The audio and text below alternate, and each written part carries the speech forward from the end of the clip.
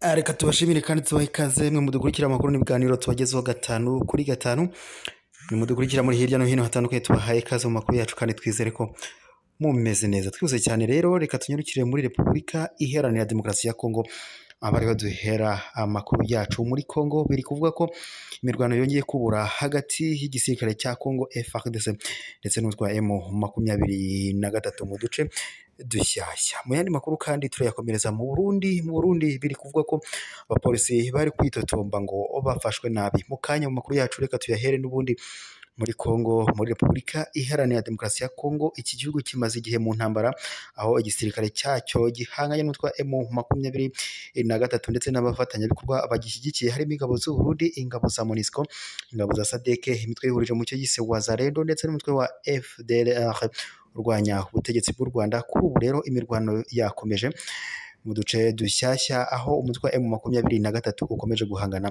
n'igisirikare cya Kongo FARDC ndetse n'abafatanyabikorwa bacyo. Nk'uko rero bivuga ko imirwano yongeye kubura mu duce dutandukanye two muri Kivu y'Amajyaruguru nyine muri Repubulika Iharanira Demokarasi ya Kongo. Nk'uko bitangazwa rero bivuga ko ari imirwano yabaye muri iki gitondo cyo kuwa kane tariki ya 4 mwaka wa 2024 hagati y'ingabo za Kongo ndetse na Wazalendo n'abarwanyi ndetse n'abafatanyabikorwa bayo bafatanyije kurwanya umutwe witwaje intwaro wa M23. Bivuga ko rero iyi mirwano yabereye mu misozi iri hafi y'umujyi wa Kibirizi mu karere ka Kitoru Kisingiri, aho bivuga ko humvikanye urufaya rw'amasasu rw'intwaro nyine, amasasu ndetse n'intwaro zikomeye kandi ngo ziremereye. Bivuga ko rero iri huriro rya FARDC ariryo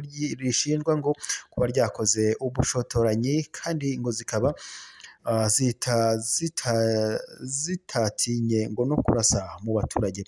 Nk'uko biravuga ko ari mu gihe, kandi bivuga ko ibi bibaye mu gihe hari andi makuru yavugaga ko umujyi wa Goma mu gace ka Mugunga, Ndosho ngo na Keshero haraye humvikana amasasu. Kugeza ubu hakaba hataramenyekana aho ayo masasu yaturutse. Nk'uko rero n'ubundi amakuru akomeje guturuka Kongo, mu gihe gishize hari amakuru yumvikanye muri Repubulika Iharanira Demokarasi ya Kongo bivuga ko nyine umutwe wa M23 wahanganye n'igisirikare cya Kongo FARDC, aho ndetse Colonel Nanga uyobora ihuriro rya AFC yatangaje ko mu minsi mike bari bufate Goma ndetse bagahita berekeza i Kinshasa gukuraho ubutegetsi bwa Antoine Félix Tshisekedi. Nk'uko amakuru yakomeje kugenda abitangaza, bivuga ko rero ibyo byaje gutuma leta ya Kongo yijundika uwahoze ari perezida w'iki gihugu Joseph Kabila, ndetse banatangaza ko nawe yaba yihishe inyuma y'umutekano muke ukomeje kugaragara mu burasirazuba bwa Repubulika Iharanira Demokarasi ya Kongo. Ndetse mu minsi ishize baje no kumushinja ko ngo yaba yarahunze agahunga igihugu kubera ngo ko nawe ari inyuma y'abarwanya ubutegetsi bwa Kongo. Ibyo kandi byaje gutuma umuvugizi we atangaza ko Joseph Kabila yaba ari yaragiye gukomeza amasomo ye. Nk'uko rero amakuru aturuka n'ubundi Kongo akomeza kubivuga, umutwe wa M23 mu gihe gishize watangaje ko wafashe ibice bitandukanye, harimo ibice bya Nyanzare, Rwindi ndetse n'ahandi hatandukanye, by'umwihariko muri Masisi ndetse muri za teritwari ya Masisi na Rucu ndetse na Nyiragongo n'ahandi hose hatandukanye.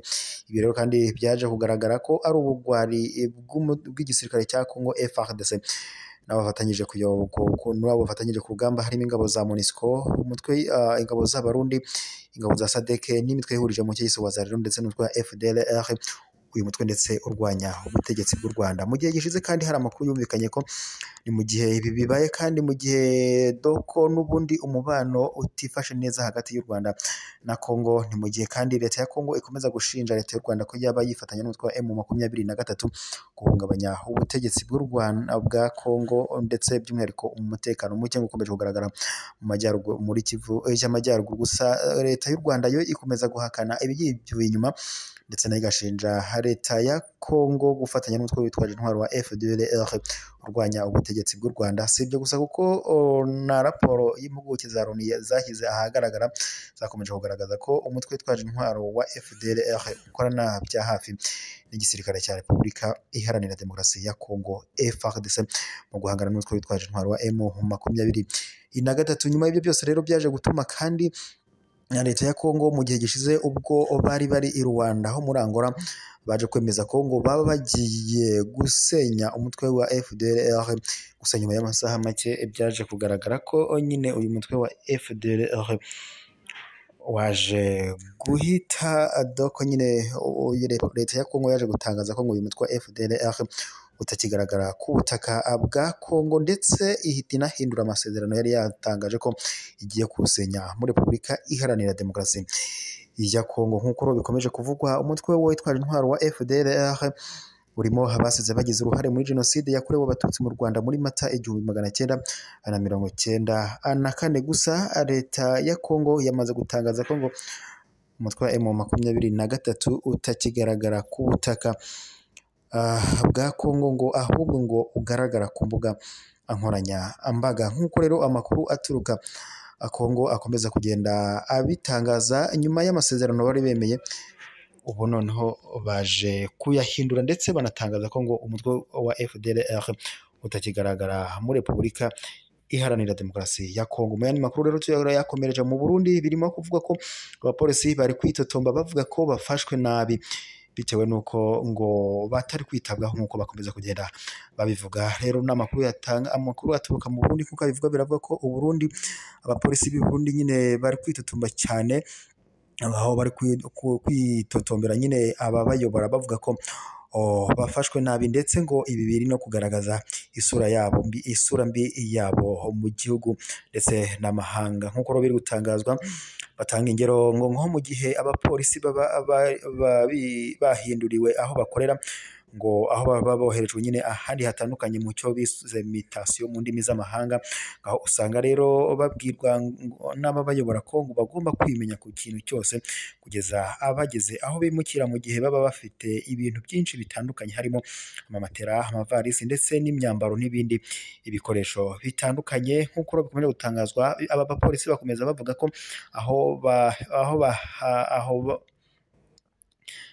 abavugaho nyine aho hambere iyo ngo bahinduriwe aho bagiye gukorera, haba hateganyijwe ko imodoka hakagombye kuba hateganyijwe imodoka zibatwara, ngo ariko siko bigenda nyine muri iyi minsi. Bakavuga ko rero aba bayobora bakomeje kubafata nabi. Gusa nk'uko bikomeje kuvuga, bivuga ko ariko muri ino minsi ngo ibyo nyine byo kubatwara ngo byaje gukurwaho, ngo ntibikibaho. Ubu umupolisi we ubwe ngo niwe yimenya, cyangwa se bivuga ko nyine ari we yishakira ibisubizo by'aho agomba kudoko nyine ku kiribuze kumugeza aho agiye kwerekera cyangwa se aho yimukiye. Nk'uko rero bikomeza kugenda bitangazwa n'abo bapolisi. Amakuru aturuka mu Burundi akomeza avuga ko nyine ngo ni ibyo gufungura cyangwa se n'amafunguro bafata nayo ngo adahagije, ngo nk'uko nyine bikomeza kugenda bitangazwa, ndetse bakanatangaza ko bamwe mu babayobora aribo baba babitwara. Nk'uko rero amakuru n'ubundi aturuka mu Burundi akomeza kugenda abitangaza, bivuga ko nyine aba bapolisi bakomeje kugenda bafatwa nabi. Ibi kandi byumvikanye mu gihe n'ubundi mu Burundi hari hamaze n'iminsi humvikana amakuru ko abasirikare banze koherezwa bagiye muri Repubulika Iharanira Demokarasi ya Kongo guhangana n'umutwe witwaje intwaro wa M23, ngo baba baratangaje ko baba bagiye kuzajya bafungwa, ndetse bamwe muri bo ngo banagiye bishwa mu bihe bitandukanye. Nk'uko amakuru aturuka mu Burundi akomeza kugenda abitangaza, kandi ibi bibaye mu gihe kandi n'ubundi Burundi butifashe neza mu bigendanye n'umutekano, kuko hari n'amakuru mu gihe gishize yatangajwe ko ngo abarundi bakomeje guterwa ubwoba n'imbonerakure, aho zikomeza kugenda zibaka amafaranga ndetse mu buryo butandukanye. Mu gihe kandi mu gihe gishize hari amakuru yumvikanye avuga ko abarimu bitotomba ko bari kwakwa amafaranga ngo yo kubaka ikibuga cy'umupira mu buryo butazwi ndetse ngo bakanayakwa mu buryo butunguranye, bakaba barasabaga ko ngo bajya babanza bakabimenyeshwa mbere y'uko ibyo ngibyo bikorwa. Nuko rero ibyifashe mu Burundi, abaturage bakomeje gutangaza ko batamerewe neza kuza ku magingo aya, noneho byageze no mu nzego z'umutekano aho abapolisi ndetse baritangaza ko n'imyenda bamwe na bamwe iba yarabashiriyeho ngo ntibabe bahabwa iyindi mishyashya kugira ngo bakomeze akazi kabo.